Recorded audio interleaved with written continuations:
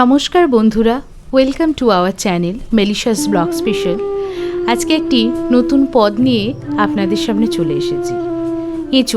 এঁচোড় অনেকেই অনেকভাবে খেয়েছেন। আজকে আমি এঁচোড়ের একটি নতুন পদ আপনাদের সাথে শেয়ার করলাম, এঁচোড়ের ঝাল। তাহলে চলুন দেখে নিই আমি কিভাবে এঁচোড়ের ঝালটি বানাচ্ছি। প্রথমে এঁচোড়গুলিকে ছোট ছোট টুকরো করে কেটে নুন হলুদের জলে ঘণ্টাখানেক আমি ভিজিয়ে রেখেছি। তার পাশাপাশি আমি কয়েকটা পটলকে টুকরো করে নিয়েছি এবং কিছু আলুর টুকরো নিয়ে নিয়েছি। এবার এঁচোড়টিকে আমি সেদ্ধ করতে বসিয়ে দিলাম। আপনারা চাইলে কুকারেও সেদ্ধ করতে পারেন, তবে একটা সিটি দেবেন। কিছু বড়ি আমি এখানে ভেঙে নিয়েছি, সেগুলিকে তেলে বেশ লাল লাল করে ভেজে আমি আলাদা করে সরিয়ে রাখলাম।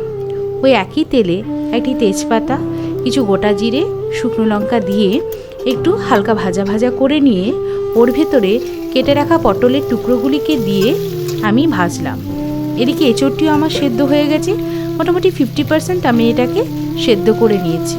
এবার জল ঝরিয়ে এঁচোড়টিকে ঠান্ডা করার জন্য আমি পাশে সরিয়ে রাখলাম। পটলের টুকরোগুলি মোটামুটি ভাজা হয়ে গেলে ওর ভেতরে আমি আলুর টুকরোগুলি দিয়ে একটু নাড়াচাড়া করে ঢাকা দিয়ে দিলাম একটু সেদ্ধ হবার জন্য।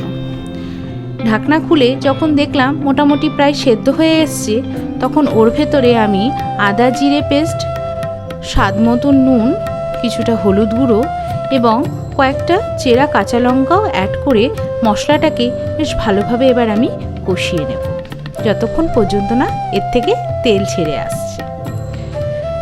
এবার মশলাটা ভালোভাবে কষা হয়ে গেলে সেদ্ধ করে রাখা এঁচোড়টিকে আমি ওর ভেতর দিয়ে ভালো করে মিশিয়ে নিয়ে আমি আরেকটু কষার জন্য ওটাকে ঢাকা দিয়ে দিলাম। কিছুক্ষণ পর ঢাকা খুলে ওর ভেতরে আমি খুব সামান্য একটু জল ব্যবহার করছি, বাকি এঁচোড়টুকু সেদ্ধ হবার জন্য। এবার নাড়াচাড়া করে ঢাকনা দিয়ে দিলাম। ঢাকনা খুলে যখন দেখছি এঁচোড়টা প্রায় সেদ্ধ হয়ে গেছে, ওর ভেতরে ভেজে রাখা বড়ির টুকরোগুলি আমি মিশিয়ে দিলাম। ভালো করে নাড়াচাড়া করে ওর ভেতরে একটি চিনি, একটু গরম মশলার গুঁড়ো এবং 1 চামচ ঘি অ্যাড করে আমি গ্যাসের ফ্লেমটা বন্ধ করে রেস্টে রেখে দিলাম 10 মিনিটের জন্য। ব্যাস এইভাবেই হয়ে গেল আমাদের আজকের রেসিপি এঁচোড়ের ঝাল। ভালো লেগে থাকলে অবশ্যই বাড়িতে একবার ট্রাই করে দেখবেন বন্ধুরা। আর আমাকে সাপোর্ট করার জন্য অবশ্যই আমার চ্যানেলটিকে লাইক, শেয়ার, সাবস্ক্রাইব করে দেবেন।